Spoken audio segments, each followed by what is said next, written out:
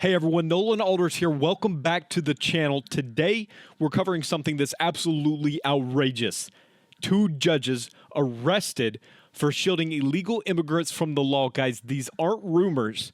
These aren't accusations. These are federal charges. And the media doesn't want you talking about it, guys, but we are. Now, I'm going to roll a quick clip from Fox News that breaks down exactly what happened. And then trust me, guys, you're going to want to stick around for this because what it reveals about the state of our justice system is absolutely terrifying.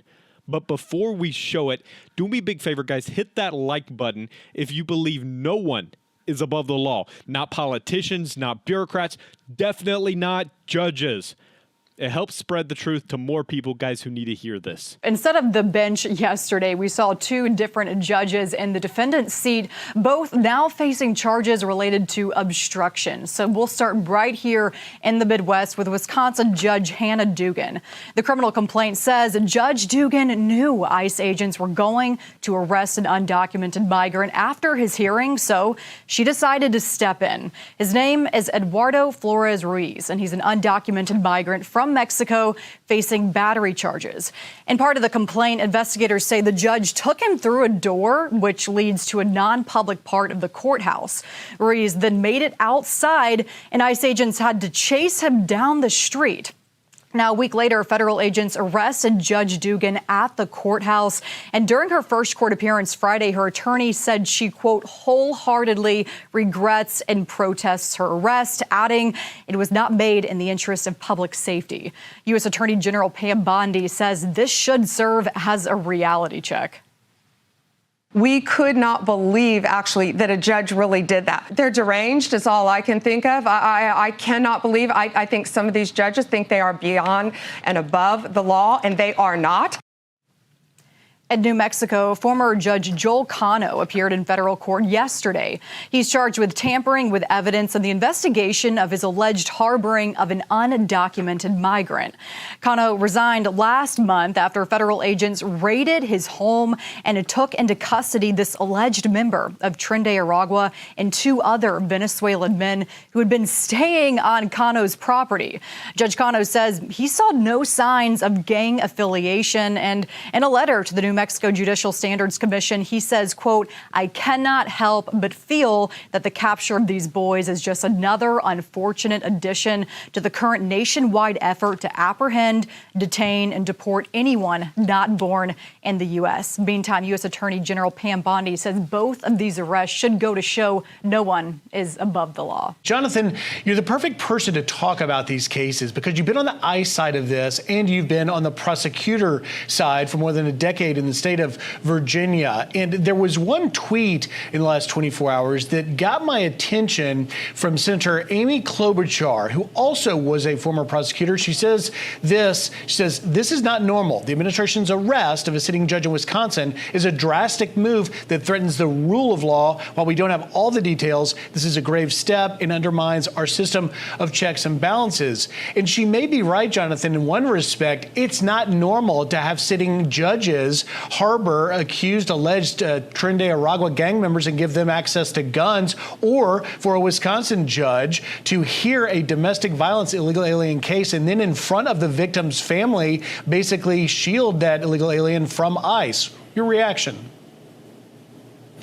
Yeah, Senator Klobuchar's reaction is really unconscionable because these actions of these judges are absolutely outrageous and lawless. This idea that the Democrats are in any way condoning this behavior is shocking to me because you have the New Mexico judge not only harboring a Tren de Aragua member who had firearms in the home, but he was destroying evidence, or at least alleged, by smashing cell phones to prevent the authorities from getting evidence. So it's absolutely outrageous, particularly for a judge and for the Democrats to be saying anything. And then the Wisconsin judge is even worse because she knew he was an illegal alien. And what's important, he was on charges for battery. He had also been deported before. So coming back, he was committing a federal felony. And she shepherds him out the door. And she's only facing 2 obstruction charges. But the other thing she has coming down the pike, I believe, is a federal alien harboring charge because she knew he was an illegal alien and she was taking steps to shield shield him from detection. Absolutely outrageous. The fact that anyone would defend these judges is beyond me. I would think this would be 100% of everyone would say this is unacceptable regardless of your views on immigration. Well, and that's the insight that we want to get from you from a legal perspective. So Dugan's facing unlawful obstruction and concealment. At least that's what the charges are now. Does the administration have a solid case here? I'm reminded, by the way, if you recall back, I believe it was 2018 up in Massachusetts when another judge, Shelley Joseph, was arrested for this very sort of thing. Now, she ended up pleading out, and her situation is before the state's Supreme Court to see if she's going to be barred from the bench. But this isn't unprecedented. Yeah, it's unprecedented, but it actually seems fairly easy to prove. And here's why, because she had a confrontation with the ICE agents, apparently out in the hall, and then took these actions to shepherd this person out through like a side door or jury door. So it shows she knew this guy was an illegal alien, and she was trying to prevent him from being arrested. So that's classic obstruction, classic alien harboring. And it seems like her justification is she's just allowed to do it because she doesn't like the immigration laws. So in terms of proof, this is probably as strong as you can get. Whether or not ultimately how it gets resolved or what a jury does is always the open question, but quite strong. And then the New Mexico judge of smashing cell phones, that's also classic obstruction. You're destroying evidence. So those things are quite strong. And if people did those, which is important to know, if people did similar actions in other types of cases who were not judges, they get charged as well. So there's no reason these judges should be treated more leniently. There's quite a good argument they should be treated with at least the same standard or a higher standard as everyone else. So I think it's worth pointing out, Jonathan, we have had a number of Democrats, not just Amy Klobuchar, talking about demanding the rule of law. Take a listen here of some of that recent incidences. In this country, no one is above the law. You can't just say, okay, because someone was president or someone is a candidate that you're above the law. Everyone is under the law. No one is above the law. Fact is, no one is above the law. Jonathan, do these judges simply think they're above the law? It seems like it, and it seems like these Democrats think they're above the law. And remember, they've always acted this way with respect to immigration laws. They've always treated them as like they don't apply. When Biden was in office, when Mayorkas was in charge of the border, they didn't enforce the law because they didn't agree with it. So this is so outrageous, the conduct, the reaction from the Democrats, but it's actually typical because if you look at what they really want to do, which is to have open borders and amnesty, and every action they've taken over the past 4 years indicates exactly that. They're being entirely consistent with their position on that, but inconsistent with their position on the rule of law, because if the rule of law applies to all January 6ers and Donald Trump and all those cases, but then judges that don't want to, violate the law because they hate our immigration policy, you can't have it both ways. They're trying to, but they frankly don't care. They just want nobody to be deported at this point. And quickly, Jonathan, before we run out of time, I just want to turn back to that Kilmar Abrego Garcia case, the alleged MS-13 gang member deported to El Salvador. Homeland Security sources telling Fox this week that he was previously pulled over while driving a car that belonged to a confessed human smuggler, while Democrats continue to rally around him. What do you make of that? Yeah, it's pretty interesting, and it's also interesting watching the Democrats change their narrative, because he was Maryland man, Maryland father, and now the new narrative is just we are the party of due process, because it's sort of unraveling. The evidence that he's a gang member will be, I think, quite strong. The domestic violence issues and the fact that he's appears to be trafficking illegal aliens, which is also a federal felony, at least from the surface, and the reports seem to be paints a very bad picture of this person, and certainly somebody we don't want back in our country. And I think if he does come back, depending on how this thing works out, the administration will deport him again and detain him, because everything that required him to remain here no longer applies, and he should be never be set foot in this country, at least outside of a holding cell. And just a quick answer, because this is the debate. Has he gotten due process? He's gotten a lot of due process within ICE. He was ordered removed. He appealed that, ordered removed again. They just said you can't deport him to El Salvador. So if he is brought back, the only process would be they would probably, put a new proceedings would commence, and they would just say the reasons he couldn't be deported no longer exist. But he's gotten quite a lot of process, much like all of these aliens have gotten. So, and again, this was somebody that they found, a judge found, and a second judge found that he should be deported. So there's no question about that. All right, let's dive into this, guys. You just saw it for yourself. 2 judges arrested, one in Wisconsin, one in New Mexico, both charged with actively obstructing justice. Guys, these aren't minor mistakes.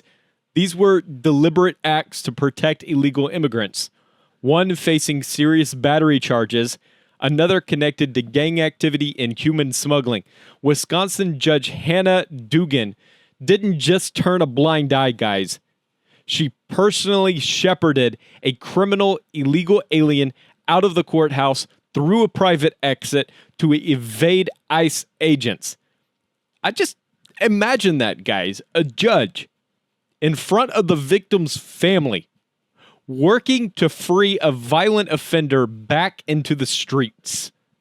In New Mexico, former Judge Joel Cano is facing charges for harboring illegal migrants and even smashing evidence, destroying phones that could have exposed the full extent of criminal activity.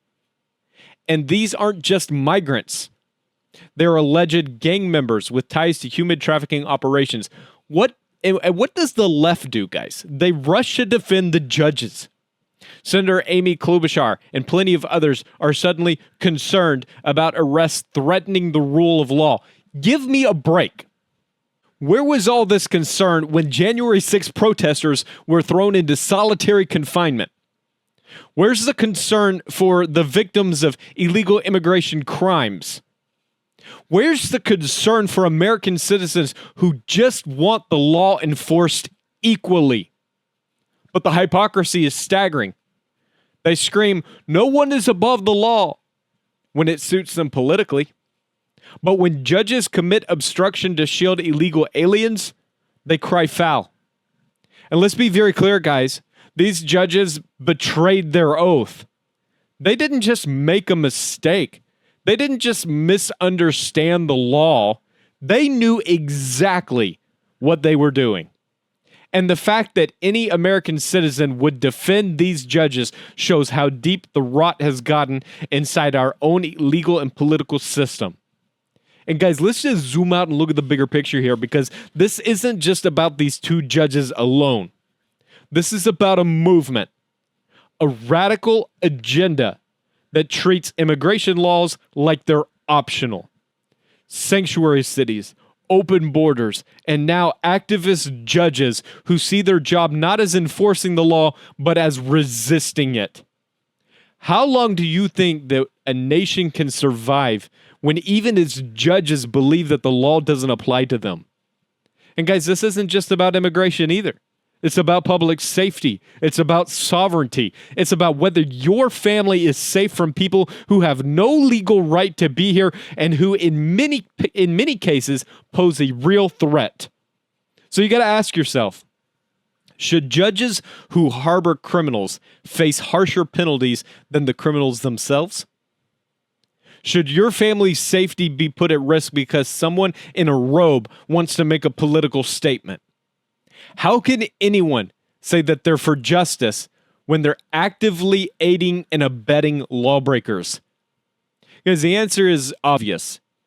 But we're living in an era where the obvious must be shouted from the rooftops. Because if we don't hold them accountable right now, when will we? When it's too late? Guys, if you agree that no one, not even judges, should be above the law, let your voice be heard right now. Drop a comment down below, guys.